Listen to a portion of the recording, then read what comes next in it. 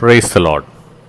It's a great joy and a blessed privilege of every believer, every child of God to worship the great God, our Creator, Redeemer, and our Master, for what He is and what He has done for us, how He remembered us in our lowly state, how He stooped down in love so that we might be saved. For a short meditation, please turn with me to the Gospel of John, chapter 18, verses 4 to 8. Jesus, therefore, knowing all things that would come upon him, went forward and said to them, "Whom are you seeking?"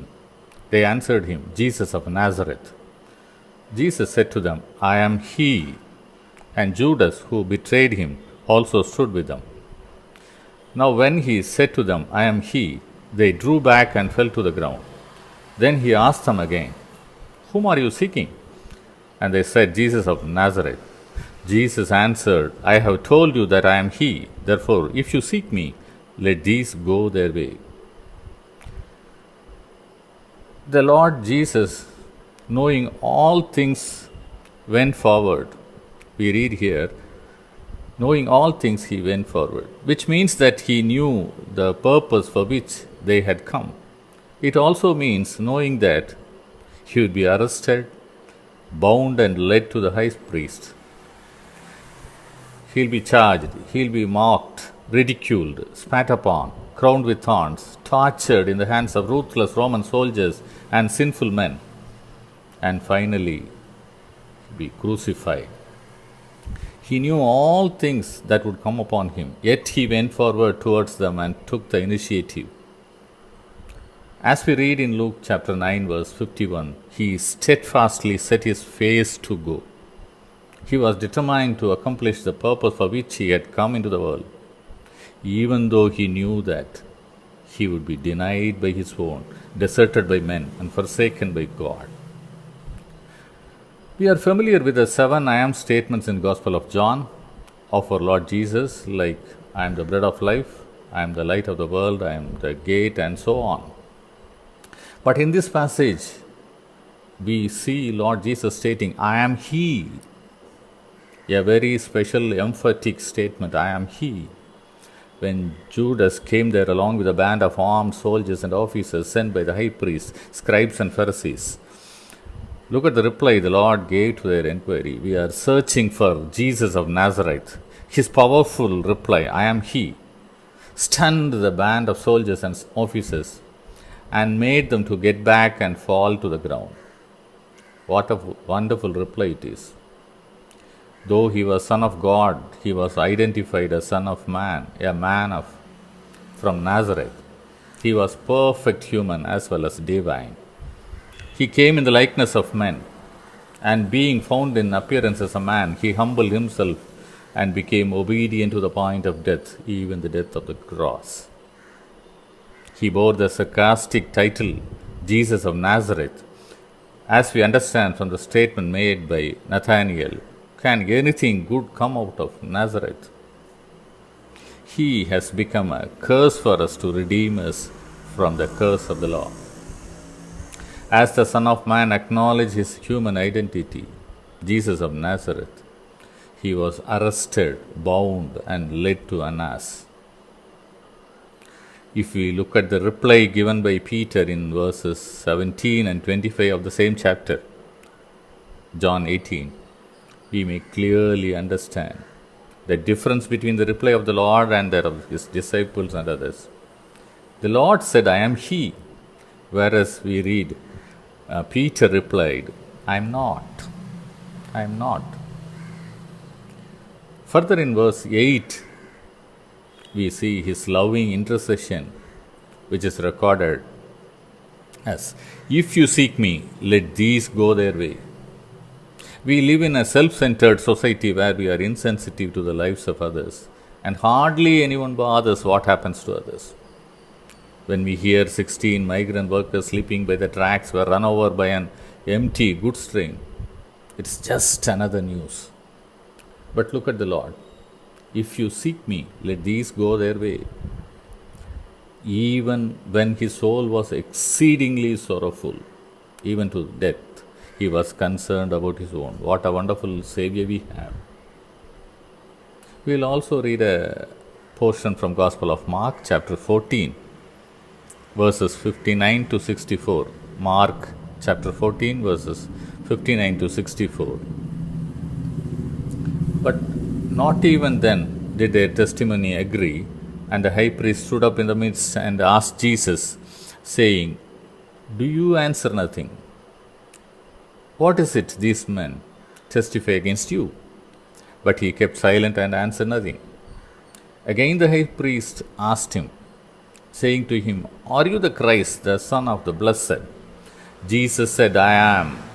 And you will see the Son of Man sitting at the right hand of the power and coming with the clouds of heaven." Then the high priest tore his clothes and said, "What further need do we have of witnesses? You have heard the blasphemy. What do you think?" And they all condemned him to be deserving of death. In this passage, we see that the Lord Jesus Christ was condemned to death penalty by the council, the Supreme Court of that day. This incident was not only historically important, but also important for fulfillment of God's plan of salvation through Christ. The leaders who were supposed to render justice were in reality plotting to kill Jesus our Lord, as recorded elaborately in John 11:47 to 50. In terms of the law of Moses, as we read in Deuteronomy 17:6 and 19:15, he shall not be put to death on the testimony of one witness, but by the mouth of 2 or 3 witnesses the matter shall be established. In this background, the high priest and the members of the council were seeking false testimony against the Lord. They didn't get what they wanted, and their testimonies did not agree. The false witnesses were not in agreement with each other. Their depositions could not prove any charges leveled against the Lord. At this juncture, when the high priest and all the members of the council were down and desperate to fix him, pouring out questions on him, the Lord gives his reply, "I am." The question was, "Are you the Christ, the Son of the Blessed?" The Lord spoke the truth. "Yes, I am." No one can deny that. As he said that, he was condemned to death. What a strange thing. When the Lord acknowledged his human identity, Jesus of Nazareth, he was arrested, bound, and led to an ass. When he acknowledged his divine identity, he was condemned to death. In both the passages, we see the Lord offering himself in the hands of his enemies.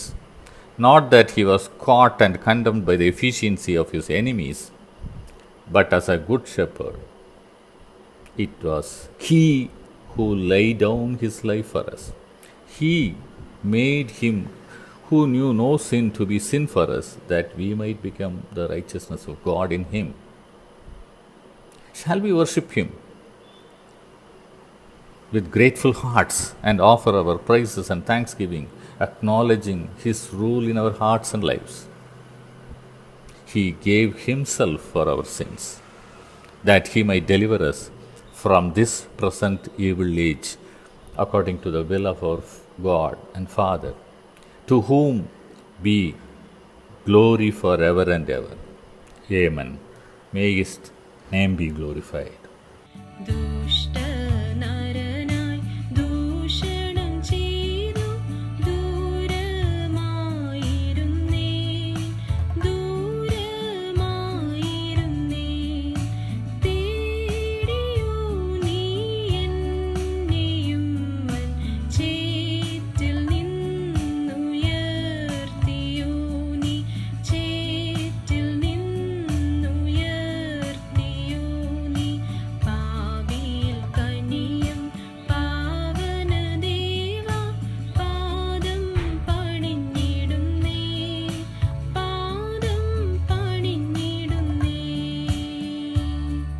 ദൈവനാമത്തിന് മഹത്വമുണ്ടാകട്ടെ. ഈ വാക്കുകൾ ശ്രദ്ധിക്കുന്ന എല്ലാ പ്രിയപ്പെട്ടവർക്കും കർത്താവായ യേശുക്രിസ്തുവിൻ്റെ നാമത്തിൽ സ്നേഹവന്ദനം. ഇന്നത്തെ ചിന്തയ്ക്ക് ആധാരമായി കൊരിന്ത്യർക്ക് എഴുതിയ 1-ാം ലേഖനം 15-ാം അധ്യായം അതിൻ്റെ 3-4 വാക്യം വായിക്കുകയാണ്. ക്രിസ്തു നമ്മുടെ പാപങ്ങൾക്ക് വേണ്ടി തിരുവെഴുത്തുകളിൻ പ്രകാരം മരിച്ചു അടക്കപ്പെട്ടു, തിരുവെഴുത്തുകളിൻ പ്രകാരം മൂന്നാം നാൾ ഉയർത്തെഴുന്നേറ്റു. ഇന്ന് പകൽക്കാലം നാം നമ്മുടെ കർത്താവിനെ ധ്യാനിക്കുവാനായി ഇരിക്കുമ്പോൾ നമ്മുടെ ഹൃദയത്തിന് ഒത്തിരി ആനന്ദം നൽകുന്ന വാക്യമാണിത്. ഈ വാക്യത്തിൻ്റെ ചില പ്രത്യേകതകൾ ഇന്ന് പകൽക്കാലം പങ്കുവെക്കുവാനായിട്ടാണ് ഞാൻ ആഗ്രഹിക്കുന്നത്. ഒന്നാമതായി, ഇവിടെ പ്രതിപാദിക്കപ്പെട്ടിരിക്കുന്ന പുരുഷൻ ക്രിസ്തു എന്ന വാക്കിന് അഭിഷിക്തൻ എന്നാണ് അർത്ഥം. ദൈവത്താൽ അഭിഷിക്തനായവൻ എന്നതാണ് ആ വാക്കിൻ്റെ അർത്ഥം. രണ്ടാമതായിട്ട് ഇവിടെ നമ്മൾ വായിക്കുന്നത് ക്രിസ്തു മരിച്ചു അടക്കപ്പെട്ടു ഉയർത്തെഴുന്നേറ്റു എന്നുള്ളതാണ്. ഈ മരണം, അടക്കം, ഉയർത്തെഴുന്നേൽപ്പ് ഇത് മൂന്നും തിരുവെഴുത്തുകളിൻ പ്രകാരമായിരുന്നു എന്ന് ഈ വാക്യത്തിൽ വളരെ വ്യക്തമായിട്ട് മനസ്സിലാക്കാൻ സാധിക്കുന്നു. അതായത് കർത്താവായ യേശു ക്രിസ്തുവിൻ്റെ മരണവും അടക്കവും ഉയർത്തെഴുന്നേൽപ്പും എല്ലാം നമ്മൾ പഴയ നിയമ ഭാഗങ്ങൾ ചിന്തിക്കുമ്പോൾ വളരെ വ്യക്തമായിട്ട് ഇതെല്ലാം തന്നെ അവിടെ പ്രതിപാദിക്കപ്പെട്ടതായി നമുക്ക് കാണാനായിട്ട് സാധിക്കുന്നുണ്ട്. മാത്രമല്ല, ഇവിടെ നമ്മൾ അടുത്തതായിട്ട് ശ്രദ്ധിക്കേണ്ട വിഷയം ക്രിസ്തു, അതായത് ദൈവത്തിൻ്റെ അഭിഷിക്തൻ, മരിച്ചത്, അടക്കപ്പെട്ടത്, ഉയർത്തെഴുന്നേറ്റത് ഇവിടെ നമ്മൾ വായിക്കുന്ന പോലെ നമ്മുടെ പാപങ്ങൾക്ക് വേണ്ടിയാണ് എന്നുള്ളതാണ്. അത് വളരെ ആശ്ചര്യകരമായ കാര്യമാണ്. നമ്മുടെ പാപങ്ങൾക്ക് വേണ്ടി, അതായത് ക്രിസ്തു ദൈവത്തിൻ്റെ അഭിഷിക്തൻ ഈ ഭൂമിയിലേക്ക് ദൈവത്താൽ അഭിഷിക്തനായി വന്നതിൻ്റെ കാരണം അത് നമ്മുടെ പാപങ്ങൾക്ക് വേണ്ടി മരിക്കുന്നതിന് വേണ്ടിയാണ് എന്നുള്ളതാണ്. എന്താണ് അതിൻ്റെ പിന്നിലെ ചേതോപകാരം? ദൈവത്താൽ അഭിഷിക്തനായി ഈ ഭൂമിയിലേക്ക് കടന്നു വന്ന് നമ്മുടെ പാപത്തിന് പ്രായശ്ചിത്തമാകുവാൻ, നമ്മുടെ പാപത്തിനു വേണ്ടി മരിക്കുവാൻ എന്താണ് കാരണം? നമുക്കറിയാം, നാം എല്ലാവരും ജനിച്ചത് മരിക്കുവാനായിട്ടാണ്. ഈ ഭൂമിയിൽ ജനിക്കുന്ന എല്ലാ മനുഷ്യരും മരിക്കുവാനായിട്ടാണ് ജനിക്കുന്നത്. എന്നാൽ യേശു ക്രിസ്തുവിൻ്റെ ജനനം, ദൈവത്താൽ അഭിഷിക്തനായവൻ്റെ ജനനം, അത് നമ്മുടെ പാപങ്ങൾക്ക് വേണ്ടിയാണ്, സ്വയം പാപത്തിനു വേണ്ടിയല്ല. നമ്മുടെ ഓരോരുത്തരുടെയും പാപത്തിന് പരിഹാരമായിട്ടാണ് മരിക്കുന്നത് എന്നാണ് ഇവിടെ കാണുന്നത്. എന്താണ് അതിൻ്റെ കാരണം?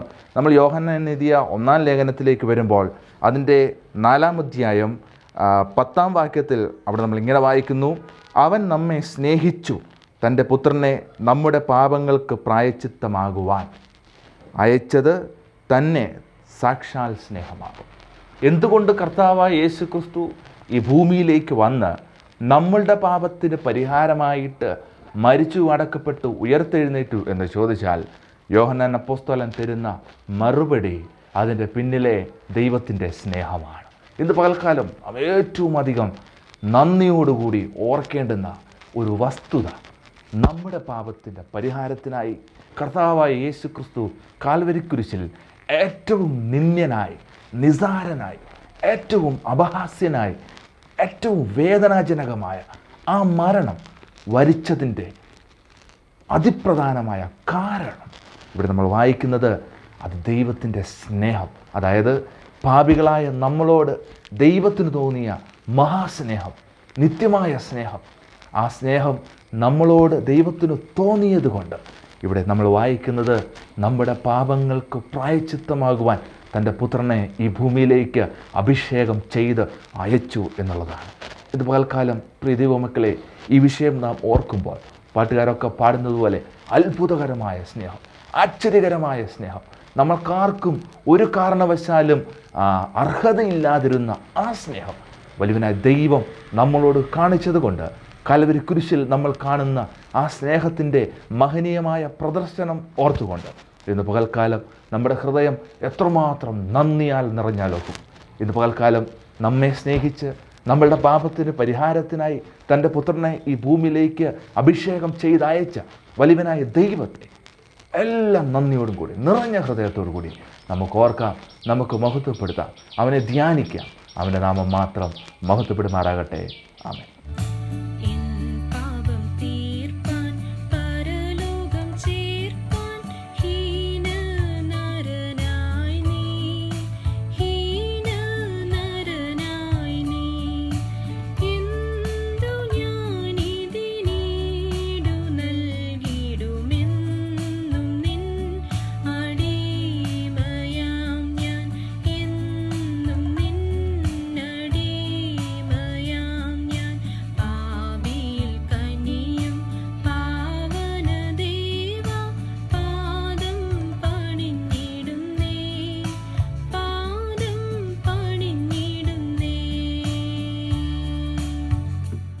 May the highly exalted name of our Lord be glorified through this devotion. In Matthew chapter 19, verses 8 and 9, our Lord says, "This people draweth near unto me with their mouth, and honoureth me with their lips, but their heart is far from me, but in vain they do worship me."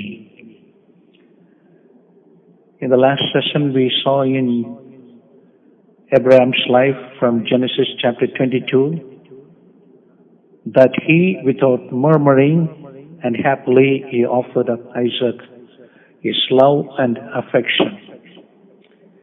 We saw God demands love. And next to that, we see Abraham's worship in this chapter.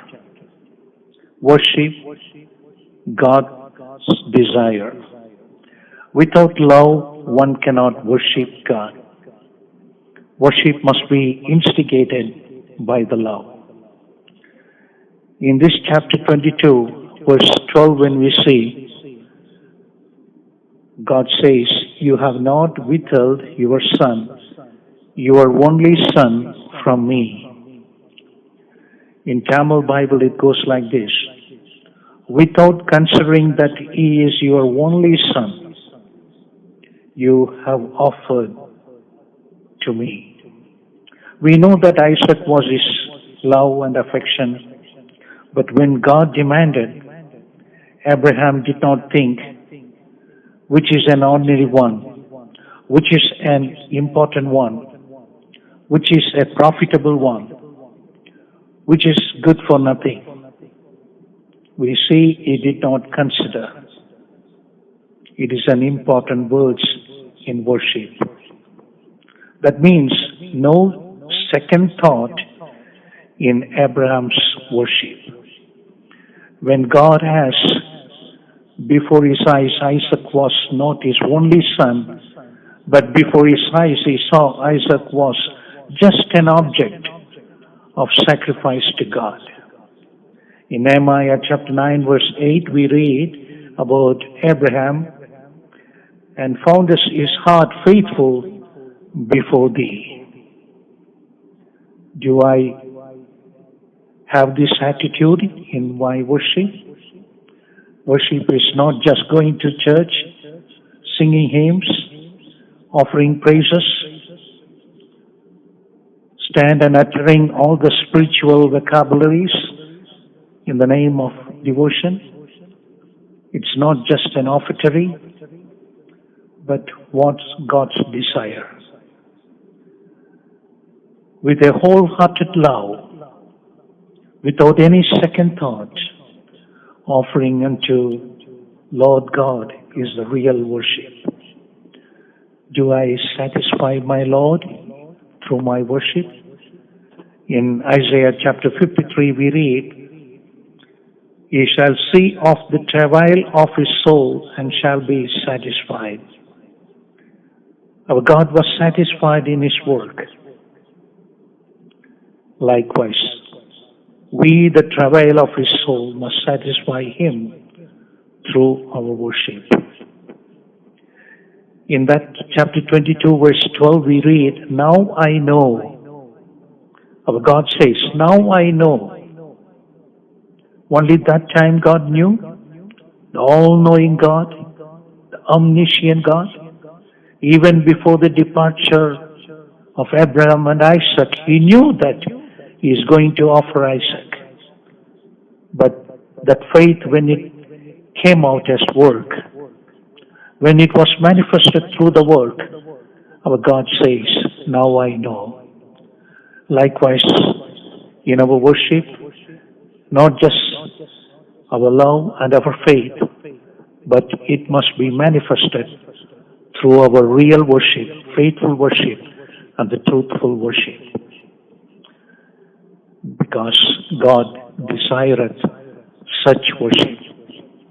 Our Lord says unto the Samaritan woman in John's Gospel, chapter 4, verse 23 and 24, "But the hour cometh, and now is, when the true worshippers shall worship the Father in spirit and in truth. For the Father seeketh such to worship him. God is a spirit, and they that worship him must worship him in spirit and in truth. According to our Lord's commandment, let our worship be truthful and faithful, because God desireth such worship. May the Almighty name be glorified, and let us exalt him, glorify him, because all glory, all dominion, all power, all riches, all majesty is our Lord's forever and ever. Amen. വിണ്ണിൻ മഹിമ വെടിഞ്ഞു നീ എന്നെ വിണ്ണിൽ ചേർത്തിടുവാൻ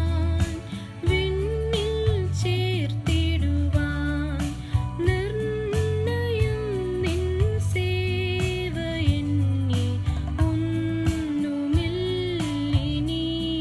N മോദം ഒന്നുമില്ലിനി N മോദം പാപിയിൽ കനിയും പാവനദേവ പാദം പണിഞ്ഞിടുന്നേ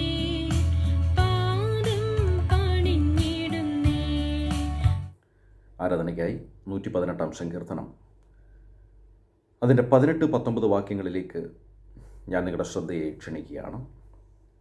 യഹോവ എന്നെ കഠിനമായി ശിക്ഷിച്ചു, എന്നാലും അവൻ എന്നെ മരണത്തിന് ഏൽപ്പിച്ചിട്ടില്ല. നീതിയുടെ വാതിലുകൾ എനിക്ക് തുറന്നു തരുവീൻ, ഞാൻ അവയിൽ കൂടി കടന്ന് യഹോവയ്ക്ക് സ്തോത്രം ചെയ്യും.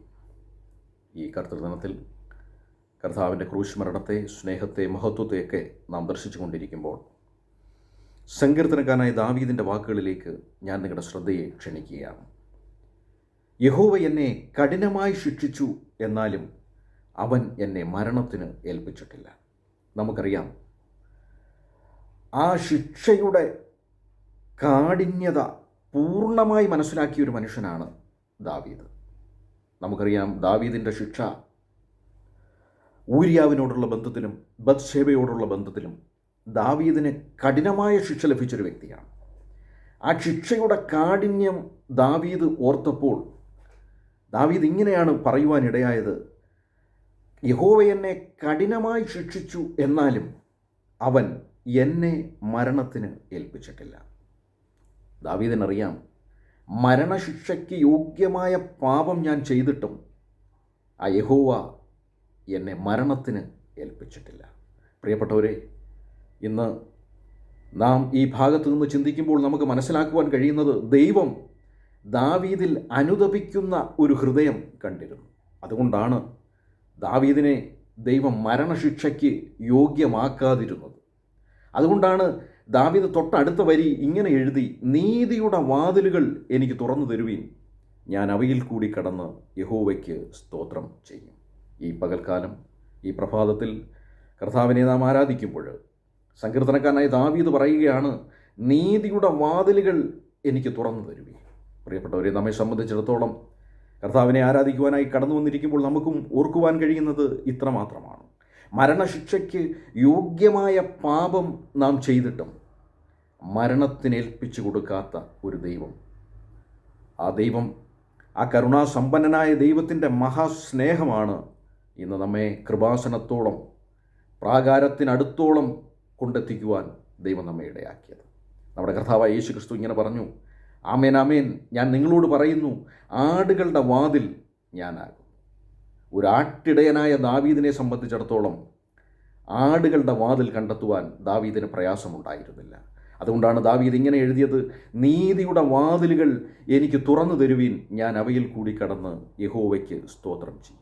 നാം യെശയ്യാവിൻ്റെ പുസ്തകത്തിൽ വായിക്കുന്നത് പോലെ നാം എല്ലാം ആടുകളെ പോലെ തെറ്റിപ്പോയിരുന്നു. നാം എല്ലാം താൻ്റെ വഴിക്ക് തിരിഞ്ഞിരുന്നു. യഹോവ എല്ലാവരുടെയും അകൃത്യം തൻ്റെ പുത്രൻ്റെ മേൽ ചുമത്തി. ഇന്ന് കർത്താവിനെ ആരാധിപ്പാനായിട്ട് നാം കടന്നു വരുമ്പോൾ നമുക്ക് ഓർക്കുവാൻ കഴിയുന്നത്, നീതിയുടെ വാതിലുകൾ നമ്മുടെ മുന്നിലും അടഞ്ഞു കിടക്കുന്ന ഒരവസ്ഥയായിരുന്നു. പക്ഷേ കാൽവറി ക്രൂശിൽ നാം കാണുന്നത്, ആ പിതാവായ ദൈവം തൻ്റെ പുത്രനെ തൻ്റെ ദേഹമെന്ന തിരശ്ശീലയിൽ കൂടി നമുക്ക് പ്രതിഷ്ഠിച്ചു തന്ന ആ പുതുവഴി, അതിലൂടെ ആ നീതിയുടെ വാതിലുകൾ കണ്ടെത്തുവാൻ നമുക്കും ഇടയായി. അതുകൊണ്ടാണ് സങ്കീർത്തനക്കാരൻ തൊട്ടടുത്ത വാക്യത്തിൽ ഇങ്ങനെ പറയുന്നു, യഹോവയുടെ വാതിൽ ഇതു തന്നെ, നീതിമാൻ അതിൽ കൂടി കിടക്കും. പ്രിയപ്പെട്ടവരെ, നാം ഇന്ന് കർത്താവിനെ ആരാധിച്ചുകൊണ്ടിരിക്കുന്ന ഈ സമയത്ത് നമുക്ക് വീണ്ടും ഓർക്കുവാൻ കഴിയുന്നത് നീതിയുടെ വാതിലുകൾ നമുക്ക് തുറക്കപ്പെട്ടത് ആ കാൽവറി ക്രൂശിലെ ആ ക്രൂശ് മരണത്തിലൂടെയാണ് എന്ന് നമുക്കിതിലൂടെ മനസ്സിലാക്കുവാൻ കഴിയും. നാം ഇന്ന് കർത്താവിനെ ആരാധിക്കുമ്പോൾ നമുക്കിങ്ങനെ ഓർക്കുവാൻ കഴിയും, നമ്മുടെ മുന്നിൽ നീതിയുടെ വാതിലുകൾ തുറന്നിട്ട് തന്ന, നമ്മെ സ്നേഹിച്ച, നമ്മെ വീണ്ടെടുത്ത, നമ്മെ തൻ്റെ അവസാന തുള്ളി ചോര വരെയും കാൽവറി ക്രൂശിൽ ഒഴുക്കിയ ആ കർത്താവിനെ പുത്രനിലൂടെ ലഭിച്ച എല്ലാ ഭാഗ്യ പദവികളും ഓർത്തുകൊണ്ട് നമുക്ക് ആ കർത്താവിനെ ആരാധിച്ച് മഹത്വപ്പെടുത്താം. അതിനായി ദൈവം നമ്മെ സഹായിക്കട്ടെ. അവൻ്റെ വിലയേറിയ നാമം വാഴ്ത്തപ്പെടുമാറാകട്ടെ. പാപത്തിൻ ഫലമാം മരണത്തിൻ ഭയത്തെ ജയിച്ചവൻ നീയൊരുവൻ, ജയിച്ചവൻ നീയൊരുവൻ. ജീവനും സമാധാനവുമൻ സർവ്വവും നീയേ നിരന്തം, സർവ്വവും നീയേ നിരന്തം.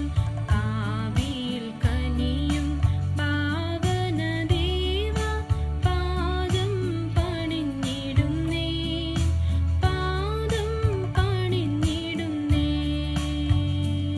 ദൈവ തിരുനാമത്തിന് സ്തോത്രം. ഈ ആഴ്ചവട്ടത്തിൻ്റെ ഒന്നാം നാൾ ആരാധനാത്മകമായി ദൈവസ്നേഹത്തെക്കുറിച്ച് ചിന്തിക്കാം. യോഹന്നാൻ എഴുതിയ 1-ാം ലേഖനം 4-ാം അധ്യായം 19-ാം വാക്യം. അവൻ ആദ്യം നമ്മെ സ്നേഹിച്ചതുകൊണ്ട് നാം സ്നേഹിക്കുന്നു. ദൈവത്തിന് മഹത്വം. ദൈവം നമ്മെ സ്നേഹിച്ചതുകൊണ്ടാണ് നമുക്ക് ദൈവത്തെ സ്നേഹിക്കാൻ അവസരം ലഭിച്ചു തന്ന സത്യമാണ് യോഹന്നാൻ അപ്പോസ്തലൻ ആത്മാവിൽ എഴുതിയിരിക്കുന്നത്. വിശ്വാസത്താൽ നീതീകരിക്കപ്പെട്ട് ദൈവത്തോട് കൂട്ടായ്മ ലഭിച്ചവരായ വിശ്വാസികളാകെ എപ്പോഴും ഓർക്കേണ്ടത് നമ്മെ സ്നേഹിച്ച ആ മഹത് സ്നേഹത്തെക്കുറിച്ചാണെന്ന് ഇത് ഓർമ്മിപ്പിക്കുകയാണ്. 4-ാം അധ്യായം തന്നെ 8-ാം വാക്യം വായിക്കുമ്പോൾ, സ്നേഹിക്കാത്തവൻ ദൈവത്തെ അറിഞ്ഞിട്ടില്ല, ദൈവം സ്നേഹം തന്നെയെന്ന് കാണാം. ദൈവത്തിൻ്റെ സ്വഭാവഗുണം സ്നേഹമെന്നിവിടെ പറയുമ്പോൾ ദൈവം പകർന്നു തന്ന സ്നേഹം എത്ര വലുതാണെന്ന് മനസ്സിലാക്കാം. ദൈവത്തെയും ദൈവസ്നേഹത്തിൻ്റെ സ്വഭാവത്തിൽ മറ്റുള്ളവരെയും സ്നേഹിക്കാൻ കഴിയുന്ന പ്രകൃതം നമുക്ക് ലഭിച്ചത് ദൈവം നമ്മെ സ്നേഹിക്കുന്നു എന്നതുകൊണ്ടാണ്. ഇല്ലെങ്കിൽ ദൈവത്തെ അറിയാത്തവരാകുമായിരുന്നു. ഈ സ്നേഹത്തിൻ്റെ വലിപ്പം 3-ാം അധ്യായം 1-ാം വാക്യത്തിൽ പറയുന്നു, കാൺമീൻ, നാം ദൈവമക്കളെന്ന് വിളിക്കപ്പെടുവാൻ പിതാവ് നമുക്ക് എത്ര വലിയ സ്നേഹം നൽകിയിരിക്കുന്നു. ആ വലിയ സ്നേഹം എങ്ങനെ നമുക്ക് മനസ്സിലായി എന്ന് 4-ാം അധ്യായം 9-10 വാക്യങ്ങളിൽ വിശദീകരിക്കുന്നുണ്ട്. 9-ാം വാക്യം, ദൈവം തൻ്റെ ഏകജാതനായ പുത്രനെ നാം അവനാൽ ജീവിക്കേണ്ടതിന് ലോകത്തിലേക്ക് അയച്ചു എന്നുള്ളതിനാൽ ദൈവത്തിന് നമ്മോടുള്ള സ്നേഹം പ്രത്യക്ഷമായി. 10-ാം വാക്യം, നാം ദൈവത്തെ സ്നേഹിച്ചതല്ല, അവൻ നമ്മെ സ്നേഹിച്ച് തൻ്റെ പുത്രനെ നമ്മുടെ പാപങ്ങൾക്ക് പ്രായശ്ചിത്തമാകുവാൻ അയച്ചത് തന്നെ സാക്ഷാൽ സ്നേഹമാകുന്നു. നമുക്ക് ലഭിച്ചിരിക്കുന്ന ഭാഗ്യപദവിയുടെ കാരണമായ ആ സ്നേഹത്തെക്കുറിച്ച് ഇതിലൂടെ നാം മനസ്സിലാക്കുകയാണ്. അങ്ങനെ മനസ്സിലാക്കുവാൻ പരിശുദ്ധാത്മാവിനാൽ നമുക്ക് അർഹത ദൈവം തന്നെ ഒരുക്കി എന്നുള്ളതാണ് ഏറ്റവും സവിശേഷമായ മറ്റൊരു കാര്യം. 3-ാം അധ്യായം 2-ാം വാക്യം വായിക്കുമ്പോൾ നമ്മുടെ പ്രത്യാശ കൂടി വെളിവാവുകയാണ്. അതിങ്ങനെയാണ്, നാം ഇപ്പോൾ ദൈവമക്കളാകുന്നു, നാം ഇന്നതാകുമെന്ന് ഇതുവരെ പ്രത്യക്ഷമായില്ല. അവൻ പ്രത്യക്ഷനാകുമ്പോൾ നാം അവനെ താനിരിക്കും പോലെ തന്നെ കാണുന്നതാകൊണ്ട് അവനോട് സദൃശ്യന്മാരാകും എന്ന് നാം അറിയുന്നു. ദൈവത്തെ ആരാധിക്കാൻ ദൈവം തന്നെ തിരഞ്ഞെടുത്ത് നമുക്ക് യോഗ്യത നൽകി. പത്രോസ് എഴുതിയ 1-ാം ലേഖനം 2-ാം അധ്യായം 9-ാം വാക്യത്തിൽ കാണുന്നു, വിളിച്ചവൻ്റെ സദ്ഗുണങ്ങളെ ഘോഷിപ്പാൻ തക്കവണ്ണം തിരഞ്ഞെടുക്കപ്പെട്ട ഒരു ജാതിയും രാജകീയ പുരോഹിത വർഗവും വിശുദ്ധ വംശവും സ്വന്തം ജനവുമാകുന്നു. ആ ഭാഗ്യ പദവികളെക്കുറിച്ച് ഇവിടെ നമുക്ക് മനസ്സിലാക്കുവാൻ കഴിഞ്ഞു. ഈ കാര്യങ്ങൾ ചിന്തിക്കുമ്പോൾ ദൈവത്തിന് നന്ദി അർപ്പിക്കുവാൻ നാം എത്രമേൽ കടപ്പെട്ടിരിക്കുന്നു. ദൈവം നമ്മെ സ്നേഹിച്ച് നമുക്ക് അങ്ങോട്ട് സ്നേഹിക്കാൻ അർഹത നൽകി ദൈവമക്കളെന്ന പദവിയിലാക്കി. ഇനി തൻ്റെ പുത്രനോട് സദൃശ്യന്മാരാകുന്ന പ്രത്യാശ ഉറപ്പിച്ചിരിക്കുന്നു. ഇതൊക്കെ ഓർക്കുമ്പോൾ നമ്മെ സ്നേഹിച്ച സ്നേഹം പ്രദർശിപ്പിക്കപ്പെട്ട രക്ഷണ്യ പ്രവൃത്തി നമുക്ക് ഓർക്കാതിരിക്കാനാവുമോ? അത് ഓർക്കാതെ നന്ദി പറയാൻ, സ്തുതിസ്തോത്രം അർപ്പിക്കാൻ നമുക്ക് കഴിയുമോ? സ്വർഗത്തിൽ പ്രമോദമായിരുന്ന തൻ്റെ പുത്രൻ ഈ താഴ്ചയുള്ള ഭൂമിയിലേക്ക് വന്ന് നമുക്ക് പകരമായി നമ്മുടെ പാപം ചുമന്ന ശിക്ഷ അനുഭവിച്ചു. മരത്തിന്മേൽ തൂങ്ങുന്നവനെല്ലാം ശപിക്കപ്പെട്ടവൻ എന്ന് എഴുതിയിരിക്കുന്നത് പോലെ യേശുക്രിസ്തു നമ്മുടെ ശാപകരമായ മരണം ആസ്വദിച്ചു. അടക്കപ്പെട്ട് ഉയർത്തെഴുന്നേറ്റ് മരണത്തെ ജയിച്ചു. നമ്മുടെ ആത്മമരണം മാറ്റി നിത്യജീവൻ്റെ ഓഹരിക്കാരാക്കി. എന്ന് പറഞ്ഞാൽ പാപത്തിൽ നിന്ന് നമ്മെ കോരിയെടുത്ത് വിശുദ്ധന്മാരാക്കി. ദൈവപുത്രൻ ജഡശരീരത്തിൽ അനുഭവിച്ച കഷ്ടാനുഭവങ്ങളൊക്കെ ഓർത്താൽ അങ്ങനെ നമ്മോട് ദൈവം സ്നേഹം കാണിച്ചു. ആ സ്നേഹം എത്ര വലിപ്പമേറിയതാണ് എന്ന് മനസ്സിലാക്കുവാനായിട്ട് പിന്നെയും പിന്നെയും നമുക്കിടയാകുകയാണ്.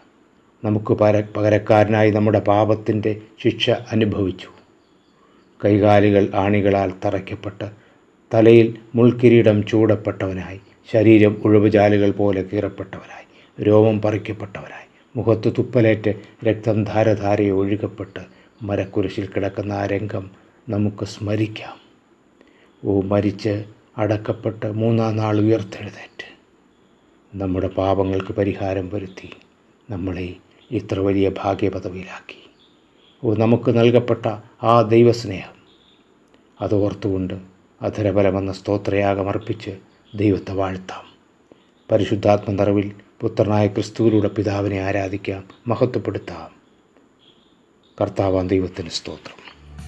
മായയമുലകിൻ വേഷവിശേഷം വെറുത്തേൻ ഞാനഖിലം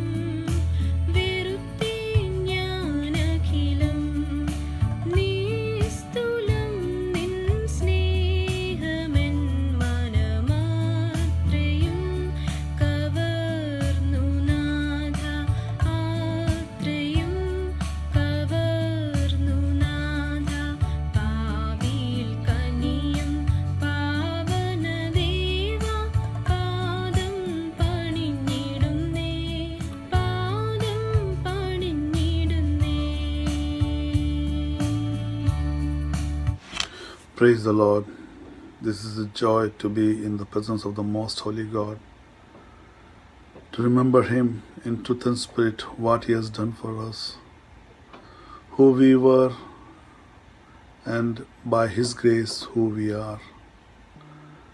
This morning, short meditation, let's turn to Colossians chapter 1, verse 13 to 23. In verse 21, we see our condition. And you that were sometimes alienated and enemies in your mind by wicked works, yet now hath He reconciled. Who were we? We were alienated, we were enemies, we were wicked. Who are we now? See, we read here that He hath reconciled us. Verse 13 says, who hath delivered us from the power of darkness and hath translated us into the kingdom of His dear Son, in whom we have redemption through His blood, even the forgiveness of sin. So we see our condition. We are alienated, we are enemies, we are wicked, we were in the power of darkness, but we were sinners, but now He hath reconciled us. He has delivered us from the power of darkness. He hath translated us into the kingdom of His dear Son. And not only that, in whom we have redemption through His blood, even the forgiveness of our sin. What a blessed position we have. Now question comes, whose blood? We read here, in whom we have redemption through His blood. Whose blood?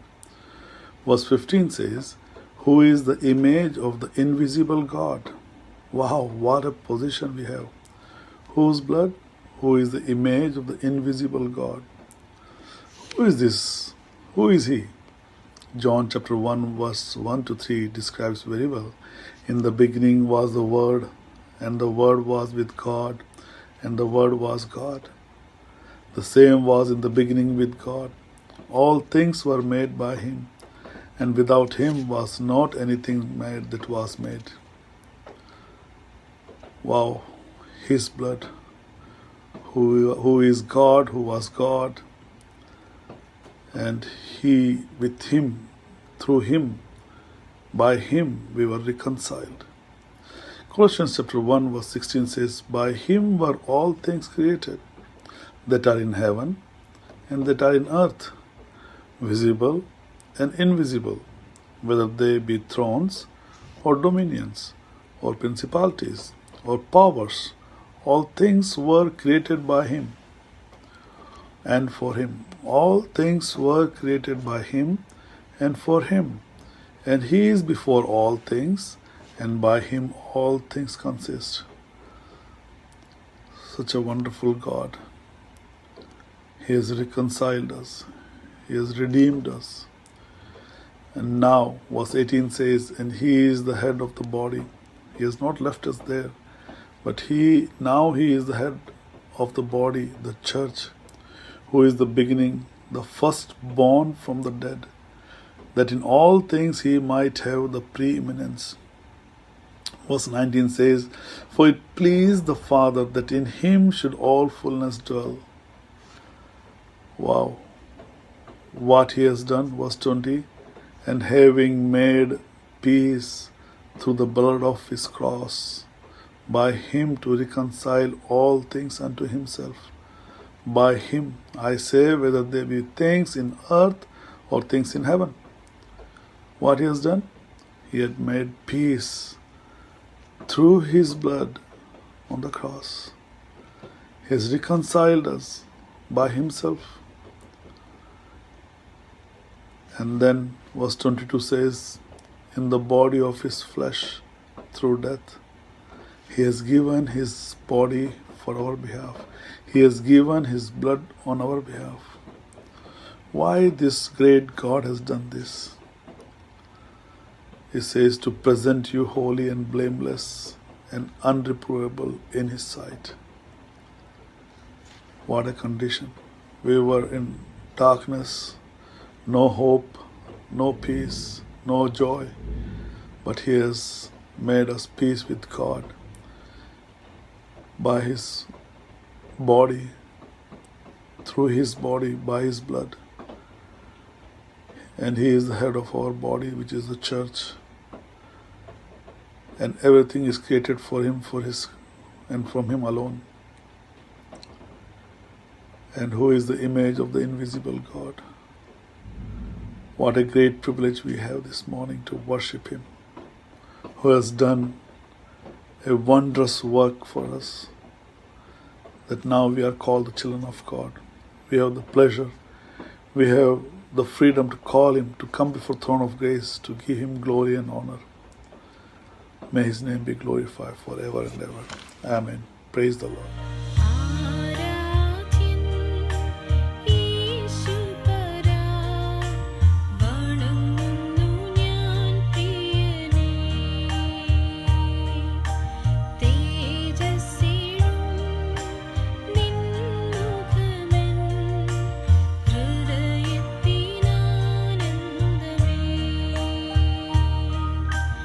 ആരാധ്യൻ യേശുപരാ വണങ്ങുന്നു ഞാൻ പ്രിയനേ തേജസ്സിലും നിൻമുഖമെൻ ഹൃദയത്തിനാനന്ദമേ.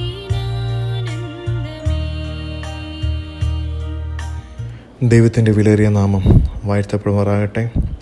നമ്മുടെ കർത്താവിനെയും അവിടുത്തെ കഷ്ടാനുഭവത്തെയും ഉയർച്ചയും ഓർത്തുകൊണ്ട് ഒരു ധ്യാനചിന്ത പ്രിയ സഹോദരങ്ങളുമായി ദൈവത്തിൽ ആശ്രയിച്ച് പങ്കുവയ്ക്കുവാനായി ആഗ്രഹിക്കുകയാണ്. അതിനായി യോഹന്നാൻ്റെ സുവിശേഷം 3-ാം അധ്യായം അതിൻ്റെ 14-ാം വാക്യം വായിക്കുന്നു. മോശ മരുഭൂമിയിൽ സർപ്പത്തെ ഉയർത്തിയതുപോലെ മനുഷ്യപുത്രനെയും ഉയർത്തേണ്ടതാകുന്നു. യേശു കർത്താവ് അവിടുത്തെ ക്രൂശുമരണത്തെ സംബന്ധിച്ച് മുൻപ് കൂട്ടി പറഞ്ഞിരിക്കുന്ന ഒരു പ്രസ്താവനയാണ് ഇത്. കർത്താവ് ഈ കാര്യം പഴയ നിയമത്തിലെ ഒരു സംഭവമാണ് ഇവിടെ ഉദ്ധരിച്ചിരിക്കുന്നത്. സംഖ്യാപുസ്തകം 16-ാം അധ്യായം അതിൻ്റെ 5 മുതൽ 9 വരെയുള്ള വാക്യങ്ങളിലാണ് ഈ സംഭവം വിവരിച്ചിരിക്കുന്നത്. ഇസ്രായേൽ ജനത്തിൻ്റെ പാപത്തിൻ്റെ ശിക്ഷയായി അവരുടെ ഇടയിലേക്ക് അയച്ച അഗ്നിസർപ്പത്തിൻ്റെ കടിയേറ്റ് വളരെ ജനം മരിച്ചു. ഈ ജനത്തിൻ്റെ രക്ഷയ്ക്കായി അഗ്നിസർപ്പത്തെ അഥവാ താമ്രസർപ്പത്തെ ഉണ്ടാക്കി കൊടിമരത്തിന്മേൽ ഉയർത്തുവാൻ തക്കവനിടയായി തീർന്നു. പിന്നെ അഗ്നിസർപ്പത്തിൻ്റെ കടിയേൽക്കുന്നവർ താമ്രസർപ്പത്തെ നോക്കിയാൽ ജീവിക്കും. ഇത് കർത്താവായ യേശുവിൻ്റെ ക്രൂശ് മരണത്തിൻ്റെ ഒരു നിഴലായിരുന്നു. എന്നാൽ പഴയ പാമ്പായ പിശാചിനാൽ പാപികളായി തീർന്ന മനുകുലത്തെ രക്ഷിക്കാൻ ദൈവം തൻ്റെ പുത്രനെ ക്രൂശിൽ ഉയർത്തുവാൻ തക്കവനിടയായി തീർന്നു. താമ്രം തീയിലൂടെയും ദണ്ഡനങ്ങളിലൂടെയും ആണ് കൊടിമരത്തിൽ ഉയർത്തപ്പെട്ടത്. പാപനിമിത്തം ആത്മീയ മരണത്തിനും രണ്ടാം മരണമായ തീ പൊയ്കയ്ക്കും യോഗ്യരായി തീർന്ന നമുക്ക് ജീവൻ നൽകേണ്ടതിന് ജീവനായകൻ സ്വർഗം വിട്ട് ഈ ഭൂമിയിലേക്ക് വന്നു. ദൈവപുത്രൻ നമ്മുടെ പാപത്തെ ചുമന്നുകൊണ്ട് ക്രൂശിൽ കയറി മരണത്തിൻ്റെ അധികാരിയായ പിശാചിനെ തൻ്റെ മരണത്താൽ എന്നേക്കുമായി നീക്കി ജീവപര്യന്തം മരണഭീതിക്ക് അടിമകളായിരുന്ന നമ്മെ ഓരോരുത്തരെയും വിടുവിച്ചു. അതുമാത്രമല്ല, നിത്യജീവൻ എന്നേക്കുമായി നൽകി. അതിനായി അരുമനാഥൻ കഷ്ടാനുഭവങ്ങളാൽ തികഞ്ഞവനായി തീർന്നു. ക്രൂശിൽ ഉയർത്തപ്പെട്ടവൻ ഇന്ന് സ്വർഗത്തിൽ ഉയർത്തപ്പെട്ടവനായി ദൈവമൗത്വത്തിൻ്റെ വലത്തുഭാഗത്ത് നമുക്ക് കാണുവാൻ കഴിയും. ആ ക്രിസ്തുവിലൂടെ പിതാവായ ദൈവത്തെ ആത്മാവിലും സത്യത്തിലും നമുക്ക് ആരാധിക്കാം. ആർക്കപ്പെട്ട കുഞ്ഞാടിന് സർവമഹത്വവും ബലവും നമുക്ക് അർപ്പിക്കാം. അവൻ്റെ വിലയേറിയ നാമം ഇന്നും എന്നേക്കും വാഴ്ത്തപ്പെടുമാറാകട്ടെ. ആമേൻ. നിൻ കൈകൾ എൻ കണ്ണീർ തുടയ്ക്കുന്നതറിയുന്നു ഞാൻ. നിൻ കൈകൾ എൻ കണ്ണീർ തുടയ്ക്കുന്നതറിയുന്നു ഞാൻ. ആരാധ്യൻ യേശുപരാ, വണങ്ങുന്നു ഞാൻ പ്രിയനേ. തേജസ്സിലും നിൻ മുഖമെൻ ഹൃദയത്തിനാനന്ദമേ.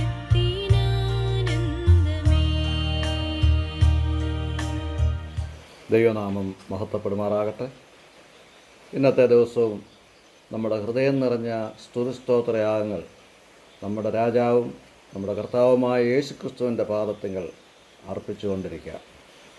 ആരാധനയ്ക്കായി നമ്മെ ചിന്തിപ്പിക്കുന്ന ഒരു വേദഭാഗം നമുക്ക് വായിക്കാം.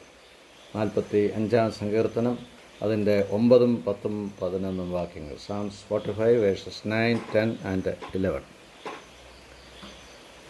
നിന്റെ സ്ത്രീരത്നങ്ങളുടെ കൂട്ടത്തിൽ രാജകുമാരികൾ ഉണ്ട്. നിന്റെ വലത്തുഭാഗത്ത് രാജ്ഞി ഓഫീർ തങ്കം അണിഞ്ഞ് നിൽക്കുന്നു.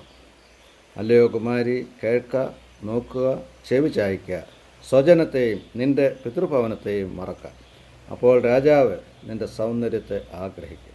അവൻ നിന്റെ നാഥനല്ലോ, നീ അവനെ നമസ്കരിച്ചു കൊള്ളുക. 45-ാം സങ്കീർത്തനം ഒരു മശിഹ സങ്കീർത്തനമാണ്. അതിൻ്റെ 6, 7 വാക്യങ്ങൾ എബ്രായ ലേഖനം 1-ാം അധ്യായം 8, 9 വാക്യങ്ങളിൽ ഉദ്ധരിച്ചിരിക്കുന്നതായിട്ട് കാണുവാനായിട്ട് കഴിയും. പിതാവാം ദൈവം പുത്രനാം ദൈവത്തോട് ദൈവമേ എന്ന് വിളിച്ചുകൊണ്ട് അരുളി ചെയ്യുന്ന വാക്കുകളായി പറഞ്ഞിരിക്കുന്നതിനാലാണ് ഇത് മശിഹ സങ്കീർത്തനമായിരിക്കുന്നത്. ഇവിടെ ക്രിസ്തു ദൈവമാണെന്ന് സംശയലേശമെന്നെ വ്യക്തമാക്കിയിരിക്കുന്നു. ഇതിൽ 1 മുതൽ 8 വരെയുള്ള വാക്യങ്ങൾ നമ്മുടെ ആത്മമണവാളനായ ക്രിസ്തുവിൻ്റെ സൗന്ദര്യവും മഹത്വവും വർണ്ണിക്കുന്നു. 9 മുതൽ 17 വരെയുള്ള വാക്യങ്ങൾ മണവാട്ടിയാകുന്ന സഭയുടെ സൗന്ദര്യവും ശ്രേഷ്ഠതയും വിവരിച്ച് സ്തോത്രത്തോടെ അവസാനിക്കുന്നു. ആദ്യം വായിച്ച 9-ാം വാക്യത്തിൽ നിന്റെ വലത്തുഭാഗത്ത് രാജ്ഞി ഓഫീർ തങ്കം അണിഞ്ഞ് നിൽക്കുന്നു എന്ന് വായിക്കുന്നു. നമ്മുടെ കർത്താവ് നമ്മെ തൻ്റെ വലത്തുഭാഗത്ത് തൻ്റെ മണവാട്ടിയായി രാജ്ഞിയായി ഇരുത്തിയിരിക്കുന്നു. കൊലോസ്യ ലേഖനം 3-ാം അധ്യായം അതിൻ്റെ 1-ൽ നാം വായിക്കുന്നു, ആകയാൽ നിങ്ങൾ ക്രിസ്തുവിനോടുകൂടെ ഉയർത്തെഴുന്നേറ്റിരിക്കുന്നുവെങ്കിൽ ക്രിസ്തു ദൈവത്തിൻ്റെ വലത്തുഭാഗത്തിരിക്കുന്നതുമായ ഉയരത്തിലുള്ളത് അന്വേഷിപ്പേ. അവിടെ നമുക്ക് കാണുവാനായിട്ട് കഴിയും, നാം ക്രിസ്തുവിനോടുകൂടി ഉയർത്തെഴുന്നേറ്റിരിക്കുന്നു. നാം ക്രിസ്തുവിനോടുകൂടെ ഇരുത്തിയിരിക്കുന്നു. 2-ാം വാക്യം മുതൽ സ്വർഗീയ രാജാവായ ക്രിസ്തുവിൻ്റെ മഹത്വം നമുക്ക് ദർശിക്കുവാനായിട്ട് കഴിയും. 45-ാം സങ്കീർത്തനത്തിൻ്റെ 2-ൽ നാം വായിക്കുന്നത്, നീ മനുഷ്യപുത്രന്മാരിൽ അതിസുന്ദരൻ, ലാവണ്യം നിൻ്റെ അധരങ്ങളിന്മേൽ പകർന്നിരിക്കുന്നു. മണവാട്ടിയായ നാം മനുഷ്യപുത്രന്മാരിൽ അതിസുന്ദരനായ നമ്മുടെ മണവാളനായ രാജാവിൻ്റെ സൗന്ദര്യത്തെയും മഹത്വത്തെയും നമ്മുടെ ഹൃദയ കണ്ടുകൊണ്ട് ആരാധിക്കാം. അതിസുന്ദരനായ മഹത്വസമ്പൂർണനായ നമ്മുടെ കർത്താവ് നമുക്ക് വേണ്ടി കണ്ടാൽ ആളല്ല എന്ന് തോന്നുമാറ് വിരൂപമാക്കപ്പെട്ടത് നമുക്ക് ഓർക്കാം. നമ്മുടെ കർത്താവ് ക്രൂശിക്കപ്പെട്ടതിന് മുമ്പ് ചമ്മട്ടി കൊണ്ട് അടിക്കപ്പെട്ടപ്പോൾ ഓരോ അടിയിലും മാംസകഷ്ണങ്ങൾ പറഞ്ഞു വന്നു. അങ്ങനെ നമ്മുടെ കർത്താവ് വിരൂപമാക്കപ്പെട്ടു. ഒടുവിൽ നമ്മുടെ കർത്താവ് സകലരാലും കൈവിടപ്പെട്ടവനായി, പിതാവാൻ ദൈവത്താൽ പോലും കൈവിടപ്പെട്ടവനായി മരണം ആസ്വദിച്ചു, അടക്കപ്പെട്ടു, 3-ാം നാൾ ഉയർത്തെഴുന്നേറ്റു. ഇന്ന് മഹിമയുടെ വലത്ത് ഭാഗത്ത് ഇരിക്കുന്നു. ഇന്ന് കർത്താവ് സകലരാലും ആരാധിക്കപ്പെട്ടുകൊണ്ടിരിക്കുന്നു. യോഹന്നാൻ പത്മോസ് ദ്വീപിൽ ഇരുന്നുകൊണ്ട് ദർശനത്തിൽ കർത്താവിനെ കാണുമ്പോൾ 7 നിലവിളക്കുകളുടെ നടുവിൽ നിലയങ്കി ധരിച്ചവനായി മനുഷ്യപുത്രനോട് സദൃശനായവനെയും കണ്ടു എന്ന് നാം വായിക്കുന്നു. മനുഷ്യപുത്രന്മാരിൽ അതിസുന്ദരനായ കർത്താവിൻ്റെ മുഖം സൂര്യൻ ശക്തിയോടെ പ്രകാശിക്കുന്നത് പോലെ ആയിരുന്നു. ഈ കർത്താവിൻ്റെ മഹത്വത്തെ കണ്ടുകൊണ്ട് ഹൃദയം നിറഞ്ഞ സ്തുതിസ്തോത്രയാഗങ്ങൾ നമുക്ക് അർപ്പിക്കാം. ഉത്തമഗീതം 5-ാം അധ്യായത്തിൽ യെരുശലേം പുത്രിമാർ ശൂലേംകാരിയോട് ചോദിക്കുന്നത്, നിൻ്റെ പ്രിയനെ മറ്റ് പ്രിയന്മാരെക്കാൾ എന്ത് വിശേഷതയുള്ളൂ? അപ്പോൾ ശൂലേംകാരി പറയുന്നത്, എൻ്റെ പ്രിയൻ വെണ്മയും ചുവപ്പുമുള്ളവൻ, 10,000 പേരിൽ അതിശ്രേഷ്ഠൻ തന്നെ. ഒടുവിലായി ശൂലേംകാരി പറയുന്നത്, അവൻ സർവാംഗ സുന്ദരൻ, ഇവനത്രേ എൻ്റെ പ്രിയൻ, ഇവനത്രേ എൻ്റെ സ്നേഹിതൻ. നമുക്കും ഉച്ചത്തിൽ ദൈവത്തെ സ്തുതിച്ചും മഹത്വപ്പെടുത്തുകയും കൊണ്ട് സർവ്വജനത്തോടും പറയാം, എൻ്റെ പ്രിയൻ 10,000 പേരിൽ അതിശ്രേഷ്ഠൻ തന്നെ. ഇവനത്രേ എൻ്റെ പ്രിയൻ, ഇവനത്രേ എൻ്റെ സ്നേഹിതൻ. അതുകൊണ്ടാണ് 45-ാം സങ്കീർത്തനം അതിൻ്റെ 1-ാം വാക്യത്തിലെ സങ്കീർത്തനക്കാരന് പ്രകാരം പറയുന്നത്, എൻ്റെ ഹൃദയം ശുഭവചനത്താൽ കവിയുന്നു. അത് സങ്കീർത്തനക്കാരൻ്റെ ഹൃദയം നിറഞ്ഞ് കവിഞ്ഞ് തൻ്റെ രാജാവിനെക്കുറിച്ചുള്ള വചനത്താലും വാക്കുകളാലും അത് ഒരു ഉറവയിൽ നിന്ന് അത് വെള്ളം പൊട്ടിപ്പുറപ്പെടുന്നത് പോലെ സ്തുതിസ്തോത്രയാഗങ്ങൾ ഇടപെടാതെ അർപ്പിക്കുന്നതായിട്ട് നമുക്ക് കാണുവാനായിട്ട് കഴിയും. നമ്മുടെ ആത്മമണവാളനാകുന്ന രാജാവ് നമ്മിൽ നിന്ന് ആഗ്രഹിക്കുന്നത് നമ്മുടെ സ്തുതിസ്തോത്രങ്ങളാണ്.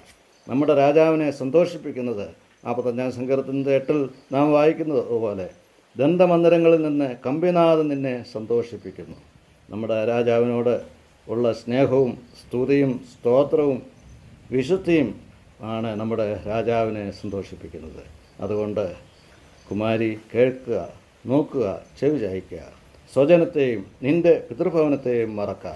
അപ്പോൾ രാജാവ് നിൻ്റെ സൗന്ദര്യത്തെ ആഗ്രഹിക്കും. അവൻ നിൻ്റെ നാഥനല്ലോ, നീ അവനെ നമസ്കരിച്ചു കൊള്ളുക.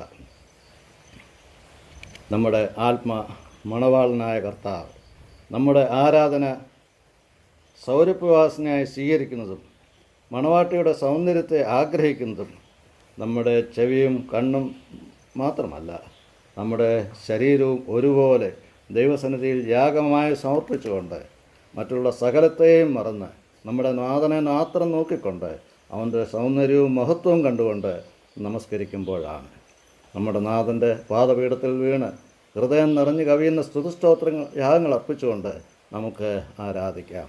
അവൻ നിൻ്റെ നാഥനല്ലോ, അവനെ നമസ്കരിച്ചു കൊള്ളുക. ദൈവനാമം മഹത്വപ്പെടുമാറാകട്ടെ. ആമേൻ.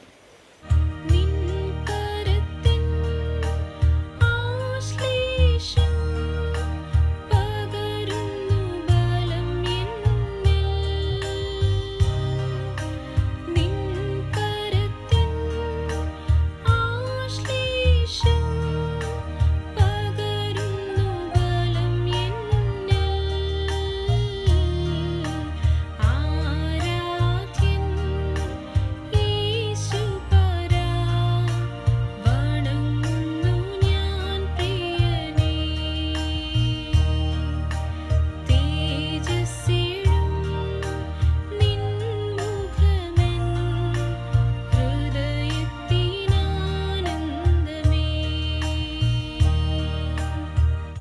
ദൈവത്തിൻ്റെ വിലർനാമം വാഴ്ത്തപ്പെടുമാറാവട്ടെ. സർവചരാചരങ്ങളും ആരാധിക്കുന്ന വലിയവനായ ദൈവത്തിന് എല്ലാ മഹത്വവും സ്തോത്രവും അർപ്പിക്കുന്നു. ദൈവത്തെ ആരാധിക്കുന്നതിന് ആരാധകനും അത് സ്വീകരിക്കാൻ ആരാധനായ ദൈവത്തിനുമുള്ള ആഗ്രഹം വർണ്ണനാതീതമാണ്. ആ നിലയിൽ ഇന്ന് രാവിലെ ആ ദൈവത്തെ ഹൃദയംഗമായി ആരാധിക്കാനായിട്ട് ഉള്ള സന്ദർഭമായി നമ്മുടെ ഈ പ്രഭാതം തീരട്ടെ. 145 സങ്കീർത്തനത്തിൻ്റെ 15 വാക്യത്തിൻ്റെ ആദ്യ ഭാഗം ഇങ്ങനെയാണ്: എല്ലാവരുടെയും കണ്ണ് നിന്നെ നോക്കി കാത്തിരിക്കുന്നു. ആരാധനയ്ക്കായി നാം തയ്യാറെടുക്കുമ്പോൾ നാം എല്ലാവരും ശ്രദ്ധിക്കുന്ന ഒരു ആരാധ്യൻ ഉണ്ട്. അത് മറ്റാരുമല്ല, നമ്മുടെ കർത്താവായ യേശുക്രിസ്തു തന്നെയാണ്. മറ്റൊരു നിലയിൽ പറഞ്ഞാൽ യേശുക്രിസ്തുവിനെ അല്ലെങ്കിൽ ദൈവത്തെ നാം ശരിക്കും കാണുകയാണ് ആരാധന. ഈ സന്ദർഭത്തിൽ അവൻ്റെ മുഖത്തേക്ക് നാം നോക്കുമ്പോൾ വ്യത്യസ്തമായ നിലകളിൽ ആ മുഖം നമുക്ക് ദർശിക്കാൻ കഴിയും. അവനെ നോക്കുമ്പോൾ അവൻ്റെ മഹത്വം നമുക്ക് ദർശിക്കാം. വെളിപ്പാട് പുസ്തകം 1-ാം അധ്യായത്തിൻ്റെ 16-ാം വാക്യത്തിൽ അവൻ്റെ മുഖം സൂര്യൻ അതിശക്തിയോട് പ്രകാശിക്കുന്ന പോലെ ആയിരുന്നു എന്ന് നാം വായിക്കുന്നു. സൂര്യന്റെ പ്രകാശം എന്നത് മനുഷ്യ നേത്രങ്ങൾക്ക് അടുത്തു നിന്ന് ദർശിക്കാൻ കഴിയുന്നതല്ല. ആ ശോഭ ശക്തിയോട് പ്രകാശിക്കുന്നതിന് തുല്യമായിരുന്നു അവൻ്റെ മുഖം. ആ ശോഭ ദർശിച്ച യോഹന്നാൻ മരിച്ചവനെ പോലെ അവൻ്റെ പാദത്തിൽ വീണു.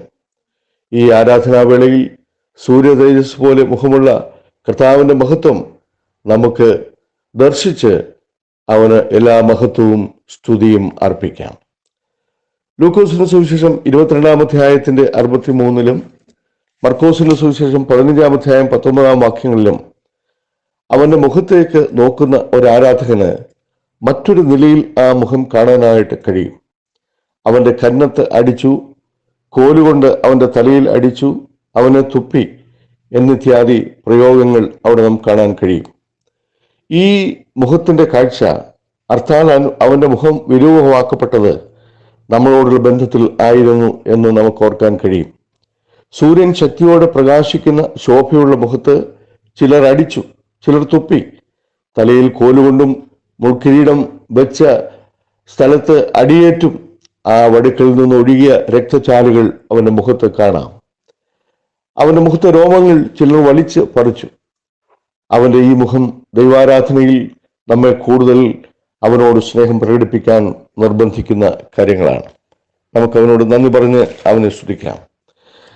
വെളിപ്പാട് പുസ്തകം 22-ാം അധ്യായത്തിന്റെ 3-ാം വാക്യത്തിന്റെ അവസാനത്തിൽ നാം ഇങ്ങനെ വായിക്കുന്നു: അവന്റെ ദാസന്മാർ അവനെ ആരാധിക്കും, അവർ അവന്റെ മുഖം കാണും. ആരാധനയിലെ പ്രത്യാശയാണ് നാം ഇവിടെ കാണുന്നത്. ഇനിയും നാം അവന്റെ മുഖം കാണും. 145-ാം സങ്കീർത്തനത്തിൽ നാം മുകളിൽ വായിച്ച വാക്യത്തിന്റെ അവസാനത്തിൽ ഒരു പദപ്രയോഗമുണ്ട്: ഞങ്ങൾ കാത്തിരിക്കുന്നു. യേശു കർത്താവിന്റെ സ്വർഗാരോഹണ സമയത്ത് ദൂതന്മാർ ഇങ്ങനെ പറഞ്ഞു: നിങ്ങളെ വിട്ട് സ്വർഗാരോഹണം ചെയ്യുന്ന ഈ യേശു പോയതുപോലെ മടങ്ങി വരും. ഇന്ന് രാവിലെ കർത്താവിനെ ആരാധിക്കുന്ന നമ്മെ സംബന്ധിച്ച് അവന്റെ മുഖം അതിശക്തിയോട് പ്രകാശിക്കുന്ന സൂര്യന്റെ തേജസ്സുള്ള മുഖമായിട്ട് നമുക്ക് കാണാനായിട്ട് കഴിയും. അത് മാത്രമല്ല, എൻ്റെ പാപത്തോടുള്ള ബന്ധത്തിൽ വിരൂപമാക്കപ്പെട്ട അവന്റെ മുഖം കാണാനായിട്ട് കഴിയും. എന്നാൽ അതിനേക്കാൾ വലിയ കാര്യം, പ്രത്യാശ നമുക്കുണ്ട്. അവന്റെ മുഖം ഒരിക്കൽ നാം കാണും. ആ വലിയ പ്രത്യാശയോടുകൂടെ ഇന്ന് രാവിലെ കർത്താവിനെ നമുക്ക് ആരാധിക്കുകയും മഹത്വപ്പെടുത്തുകയും ചെയ്യാം. അവന്റെ വലിയ നാമം ഇന്നും എന്നേക്കും വാഴ്ത്തപ്പെടുവാനാവട്ടെ. ആമേൻ.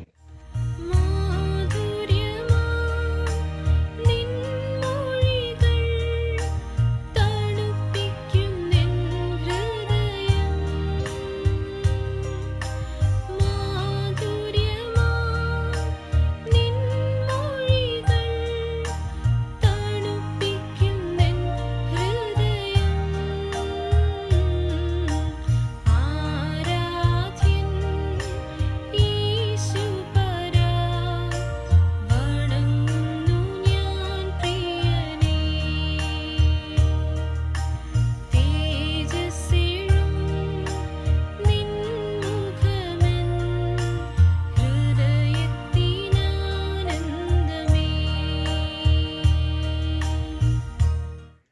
Good morning and praise the Lord. I am very happy to share a few worship thoughts with you this morning. Shall we read from Ephesians chapter 2, the first 6 or 7 verses? Very familiar passage, but very, very deep and wonderful passage which reminds us about the depth of our salvation and how wonderfully, miraculously, graciously, lovingly the Lord has prepared this salvation for us. So, Ephesians chapter 2. And you he made alive who were dead in trespasses and sins, in which you once walked according to the course of this world, according to the prince of the power of the air, the spirit who now works in the sons of disobedience, among whom also we all once conducted ourselves in the lusts of our flesh, fulfilling the desires of the flesh and of the mind, and were by nature children of wrath, just as the others. But God, who is rich in mercy, because of his great love with which he loved us, even when we were dead in trespasses, made us alive together with Christ. By grace you have been saved, and raised us up together, and made us sit together in the heavenly places in Christ Jesus, that in the ages to come he might show the exceeding riches of his grace in his kindness toward us in Christ Jesus. For by grace you have been saved through faith, and that not of yourselves, it is the gift of God, not of works, lest anyone should boast. For we are his workmanship, created in Christ Jesus for good works, which God prepared beforehand that we should walk in them. I just want to highlight 5 or 6 things about our salvation. What a great salvation.